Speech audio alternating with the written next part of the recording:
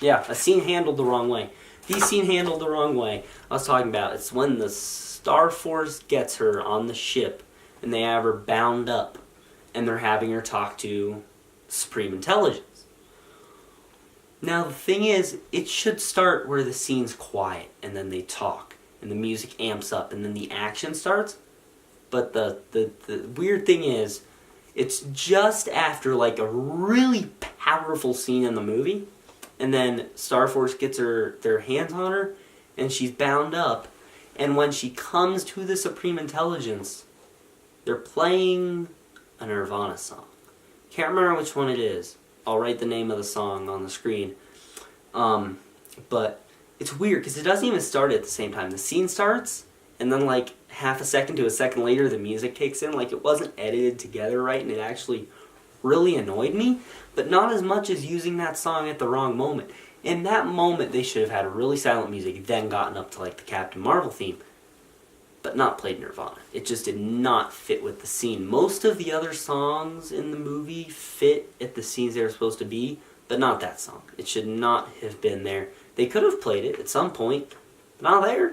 They could have played it when she's flying up through the air going at Ronan's fleet. That would have been a great moment to play it. But no, they play it at the worst possible scene in the movie. I don't think they could have picked a worse scene.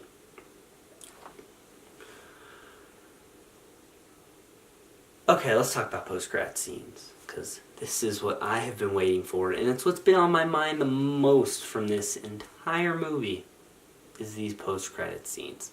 First one in particular. You know what? I'm going to talk about the second one first. I'm going to make you guys wait. So the second one, it's where Goose jumps up on Fury's desk, because yes, he kept Goose, not Carol. He kept Goose, which for continuity reasons he would have to, but I think it's pretty cool that he did. And Goose jumps up on the desk and he just throws up the Tesseract, and that's it. For no reason. It's just the Tesseract and then just this giant stream of spit. It was disgusting. But that one got a good laugh. And yeah, that was the second scene. The second post-credit scene in these movies is usually just for humor. But let's talk about the big guy, okay? And that is the Avengers Endgame tie-in. Now, I am actually convinced that this post-credit scene is a scene in Avengers Endgame, purely because it is ridiculously long. This scene is like 2 to 2.5 minutes long, and it consists of the following characters: Captain America, Bruce Banner, Black Widow, and War Machine. All four of them. And Captain America's got, his beard. And since Infinity War and Endgame were shot back to back, I'm pretty sure this scene is either in Endgame or the Russos shot it for this movie. Because it does not have the feel of the rest of the movie. It's got a very dark and grim tone to it.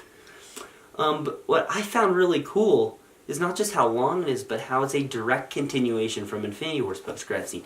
Infinity War's post-credit scene ends with Fury doing the pager thing. And this post-credit scene starts with the Avengers having that pager. And it has the little Captain Marvel thing on it, and it just goes away. And then they're like, what did it do? Turn it back on. And they're messing with it. And then Cap's like, okay, well, tell us when it comes back on. Tell us when it sends a signal. And he turns around, and Captain Marvel is standing right there. And she's like, where's Fury? And it's cool, too. Her hair's a mess. Like, it looks like she's been doing missions for a long time. And her suit's different. And I'm not going to lie, I don't think I like it as much. I like the suit in Captain Marvel. I liked when she got it red and blue. And the look for Endgame, it's got gold on it. Now, I know that's just so they can sell a few more Captain Marvel action figures. And I do like the look of the gold, but it has to take some getting used to. Because I really like the movie suit for this movie. And then they're already changing it in Captain Marvel. Remember in Infinity War when Black Panther had the same suit as he did in Black Panther? Why couldn't they have done that? Why'd they have to change it? But either way, suit looks cool. And that post-credit scene was just fantastic.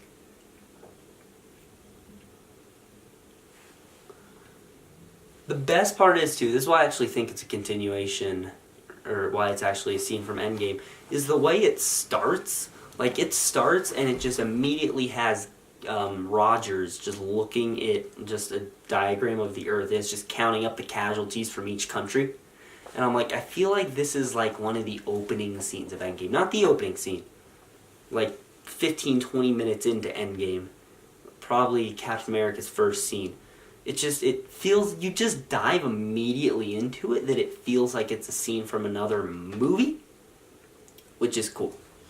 But it being 2.5 minutes long definitely helped, because it gets you hyped up as you're going. You first see Captain America, you're like, oh yeah. And then you see Black Widow next to him, and you're like, oh yeah. And then you see Rhodey coming in, and he says something, and you're like, oh, there's more of them. And you see Banner turn around. They're all going over to the pager, and you're like, this scene's still going. Like, it's been going on a while. And they have a long conversation about the pager. Like, I'd say it lasts 30 seconds. They're talking about this pager. And then they're finally like, so I'd say we're like a minute, we're almost 2 minutes in at this point that they've been going on about this. And then it's finally at that point the Cap's like, tell me when something happens. He turns around and we see Captain Marvel there. But it's not like we see Captain Marvel and it cuts. No, we get a line of dialogue from Captain Marvel and a very good glimpse at her outfit, and it looks baller. And that cuts and it says, Captain Marvel will return in Avengers Endgame. And probably one of, if not my favorite, post-credit scene. Because Iron Man, when Nick Fury says, I'm here talking about the Avengers Initiative, that was great. But something about this, it just builds up too much hype to handle. And I'm pretty sure that's what people are going to be talking about for a long time, is this post-credit scene. Except when Endgame comes out and people will stop talking about the post-credit scene. But for now, it's a very big topic of discussion. Now, one thing that just hit me, because I was talking about Captain Marvel's suit, is they're going through the whole movie and they're like, yo, her photon powers, they're not to be messed with. She breaks a radio. She breaks a giant part of a train. She boils water instantly when she touches stuff. She fries holes in people. And then Monica Rambeau gives her her jacket and she puts it over the suit. And I'm like, oh, that's cute. She's going to take it off in a minute. But no, then she takes off with the jacket on. But when she takes off, it's not like Superman. She doesn't just lift off the ground. No, her powers start going. And she's got all that energy going through her. That's how she flies. And I'm like, shouldn't she be burning through her jacket right now? And it bugged me the entire last scene of the movie. Because she's in space wearing this jacket. And it's so weird because it feels like it should be burning off. And then she just goes light speed with it on. It made no sense. Really, it didn't. Okay, so the last thing I want to talk about is Kevin Feige said that this movie, or this Carol Danvers, was based off the Kelly Sue comic run of the character. Now, I didn't want to mention this in non-spoiler because I feel like it could give too much stuff away for people who have maybe read that or plan on reading it before the movie, so I thought I'd save it for this. Is that if you have not, and you want to read up on Captain Marvel, or if you don't want to read up on Captain Marvel, I still suggest you read this. It's Volume 3. It's Captain Marvel, Earth's Mightiest Hero, Volume 3, but it's funny because it starts with Volume 1. And it comes from 2014, written by Kelly Sue DeConnick. Really good Captain Marvel run. I haven't read... I think I've read like one other Captain Marvel thing, but I hear praise for this all the time. And yeah, it's 11 issues in here, and there was a lot of stuff from the movie that they got from this comic. I'm gonna see if I can flip right to it, and I didn't. Let me see some. Oh, they don't have it. But anyway, the Flurkin stuff, that's revealed in this comic. The space battle, the giant space battle, they clearly got inspiration from this. So there's a lot of stuff they got from this movie that's in this comic, so I highly suggest you get this. Get the trade like I did. It's pretty thick. 11 issues. Pretty cool. A lot of it that wasn't in the movie, but a fair amount of stuff that was in the comic that they used as inspiration for the movie. So definitely recommend you check that out. Anyway, guys, that's going to be it for this review. What did you think of the review? Also, what did you think of Captain Marvel? Let me know down in the comments below. Also, leave a like on this video, subscribe, and click on the bell icon to receive all notifications from the MCU HQ. That's going to be it. Have a great day, guys.